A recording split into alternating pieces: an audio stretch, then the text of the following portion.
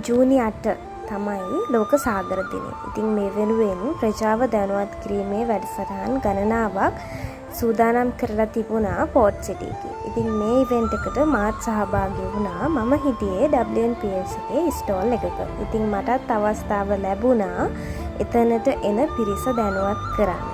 ඉතින් මෙතනදී අපි දැනුවත් කිරීම සිදු කළේ මුහුද අපිට කොයිතරම් වැදගත්ද කියන එක සහ මුහුද නිසා තමයි මේ ලෝකයේ ජීවය රඳා පවතිලා තියෙන්නේ කියන එක පැහැදිලි කරන එක තමයි අපි කළේ.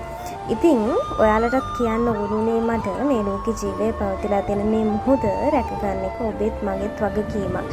ඉතින් මුහුදට පොලිතීන් ප්ලාස්ටික් වගේ දේවල් බැහැර කරන්න කලින් ඒ වගේ දෙයක් මුහුදට යන්න කලින් 100,000 වතාවක් හිතන්න. ඉතින් ඔබත් මමත් සුරකින්න මේ මුහුද රැකගන්න එක අපේ වගකීමක් යුතුයකමක් විදියට තමයි මම දකින්නේ.